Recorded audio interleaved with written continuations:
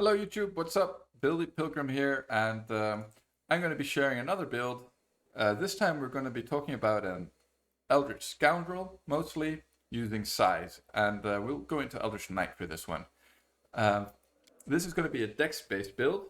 I tried to make it work as a strength-based build, but I just couldn't fit everything in. And it just became like we had to go human, and our stats were crap, and it didn't work out. This is the smoothest way to play it. And it'll still be a little rough in the early game, but that's kind of inherent to dex build, right? The problem is that we don't start off with a sneak attack dice, and that makes the mansion a little tougher than necessary.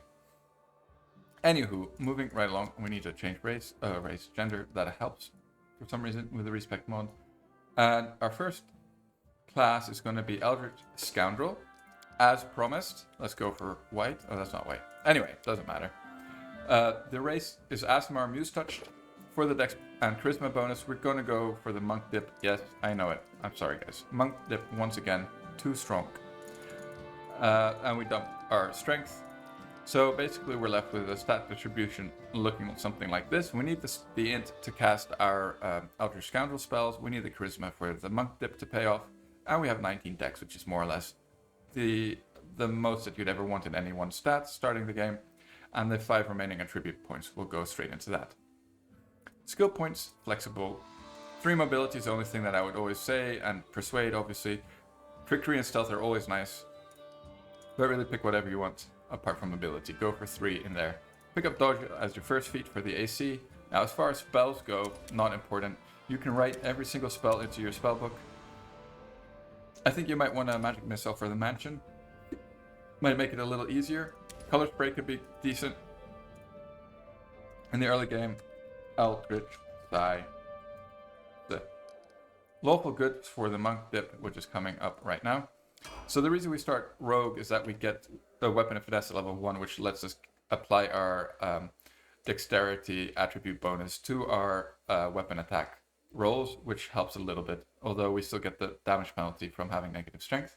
But it is what it is. You can get out of the mansion. I've managed to do it. You guys can manage to do it. It's not the end of the world.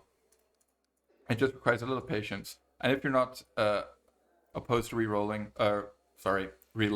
then it'll be easy enough. I don't reload.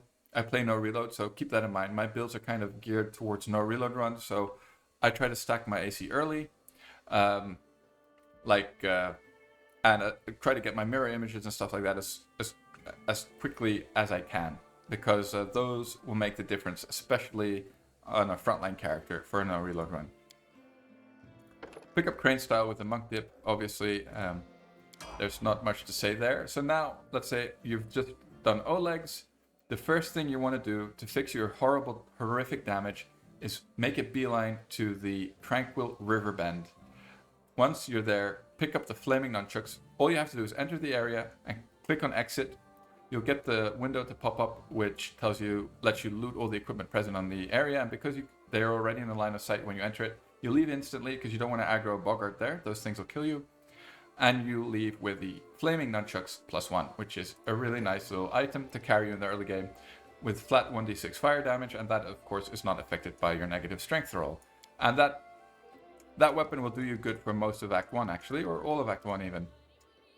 So we're continuing on with Eldritch Scoundrel here. At level 3, we don't need 2-weapon fighting just yet because we're going to be using a nunchuck, and we don't want to take another attack bonus penalty.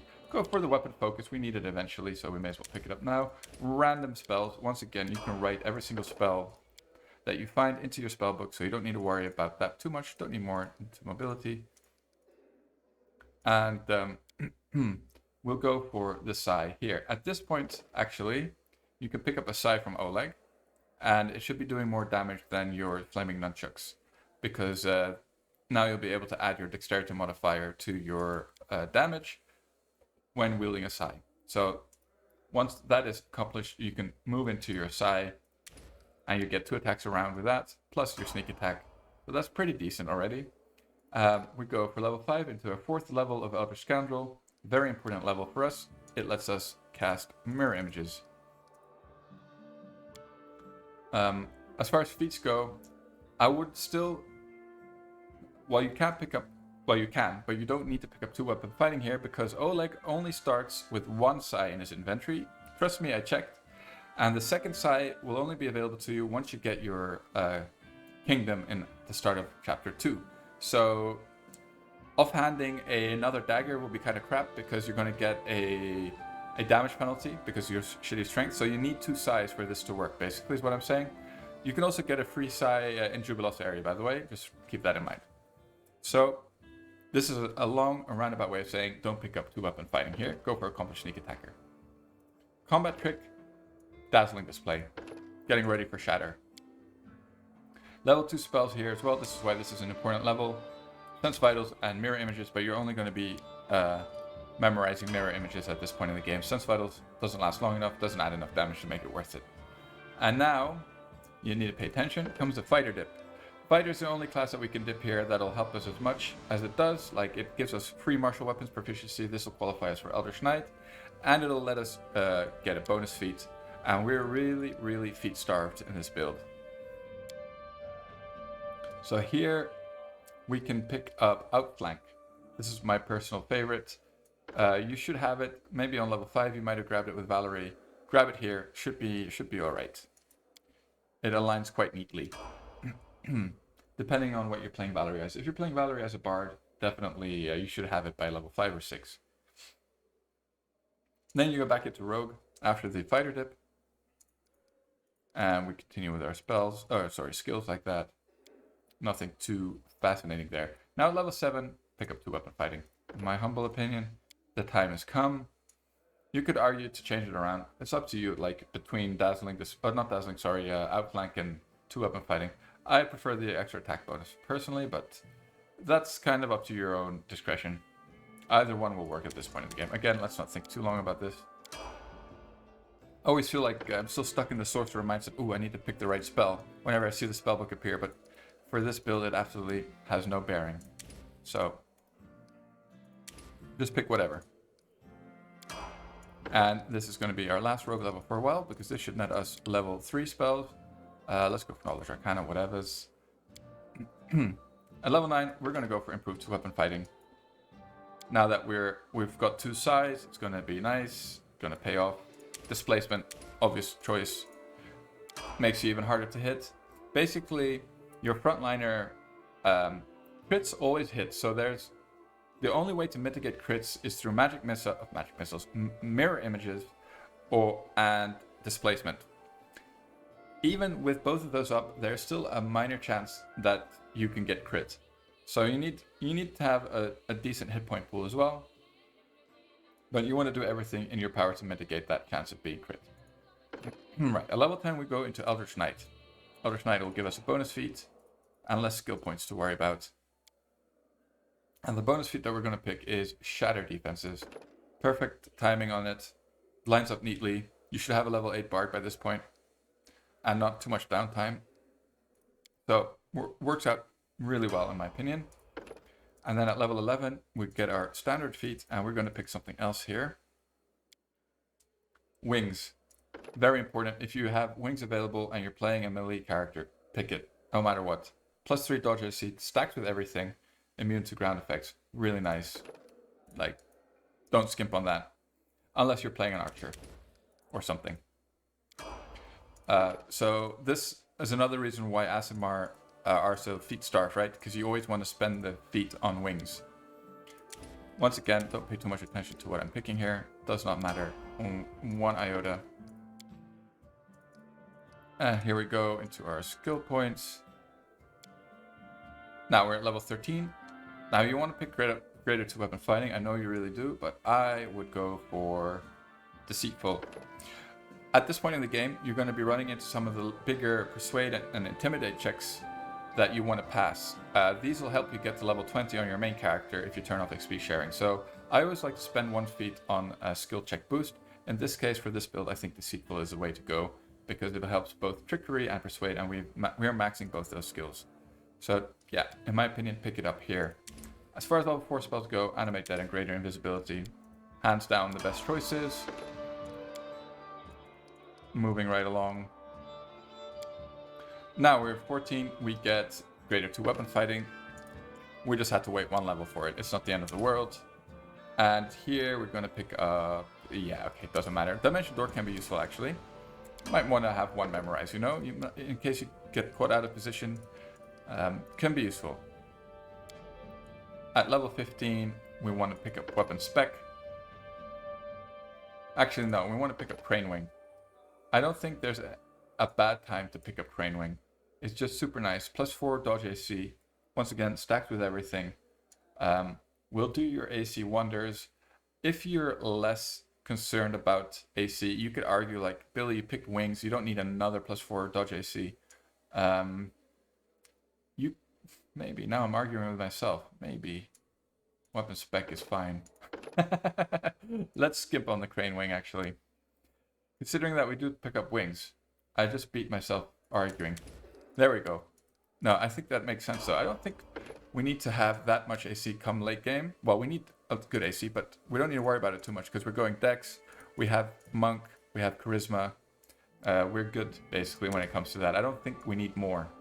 After a certain point in time, there's no more returns to be had. I think for hard, it's like 55 or 60 AC, after which nothing will hit you other than on a 20. So having like 70 AC becomes redundant, right? Echolocation is important, though. You definitely want to pick that up as a spell, because this game loves to throw like gaze attacks at you that'll blind you. So you definitely need that. And otherwise, you would need to pick up Blind Fight, which we'd rather not do. And here, I think we go for Greater Weapon Focus. I'm tempted to pick that up with a Sai. And once again, the spells here don't matter. The important ones are Echolocation and Angelic Aspect. And of those, actually only really Echolocation matters. Now we're at level 18. We're getting close to the end of our Eldritch Knight levels.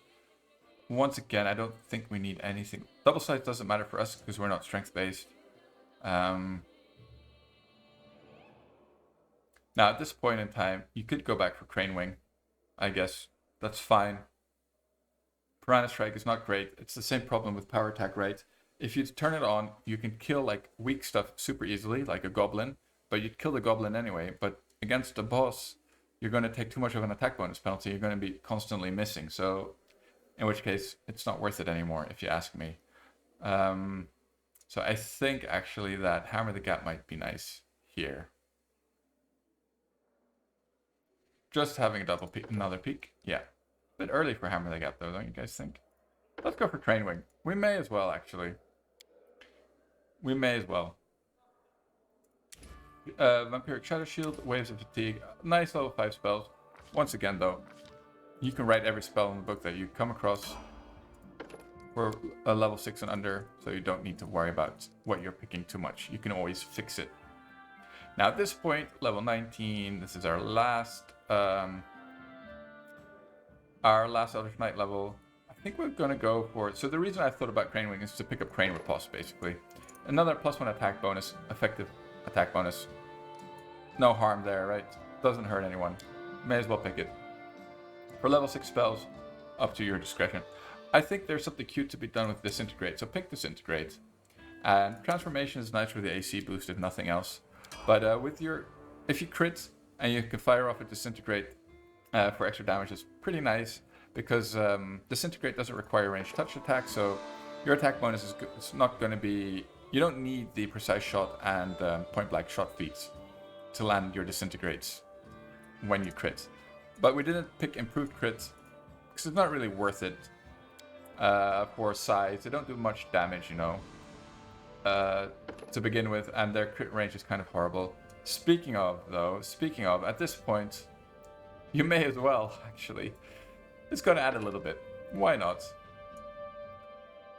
Why not? You could definitely change this up. You could go for Hammer the Gap. Might even be a little better, actually. I kind of feel like Improved Crit might help a touch more, but that's really up to you. Up to your discretion. Alright. And then the last couple of spells. Hellfire, Heroism Greater. Again, you can write them all into your spellbook.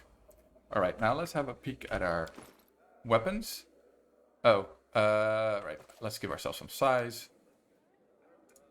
Go to items. here we go. Steel Wind. Okay, we had the search active. And what's the other one called? Tears of Blood. So Steel Wind you'll find no matter what. It's in Act 5. Or is it 6? It's at Pitax in that chapter. Tears of Blood is a master weapon, so you want to pamper Shania, the Tulip. That's her name. She'll make this. I generally end up with a couple of these every run, so I wouldn't worry too much about it not popping for you. You can always ask her to make a monk weapon.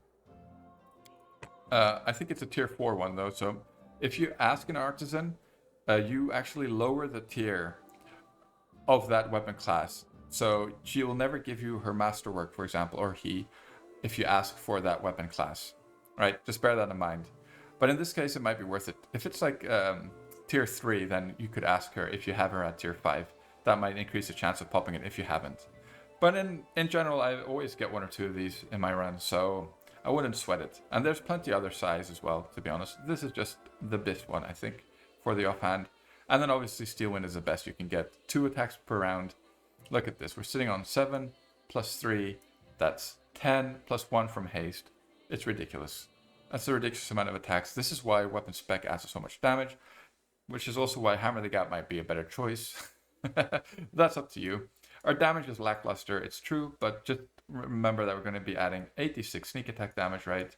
3d6 base plus 5d6 from Sense Vitals, and we're going to be wearing more items, right? We're going to add damage from Ring of Circumstance, flat damage. We're going to add, some more. Like you could go Castigator Cloak. Oh no, we can't wear that. We're not evil. Absorbable Cloak. Necklace of Double Cross is probably another sneak attack dice here. There's a lot of ways to add some damage to it, you know. This is definitely not the most kitted and decked out that it would be. So you'd add another 30 or so of damage from your sneak attacks. That's more than 300, and this is around 150 base, so you're sitting on like 450, 500 damage a round easily. So, and again, the point of this build isn't to pump out damage primarily, it's also to be very like sustainable build, right? It's hard to kill, it's just a pest for the AI to deal with. It's really fun. So that's the build. Hope you guys enjoyed. Oh yeah, and if you were enjoying my videos, check out my Twitch channel below. I stream my run-throughs regularly. You can watch me die there and throw my PC out of the window. I'm on my second PC. No, I'm joking, guys. I have never thrown my PC out of the window. That didn't happen. But yeah, watch me die there. Hope you guys enjoyed the video. Take it easy, and hope to catch you on the next one, guys. Bye-bye. Billy Pilgrim is out. Later.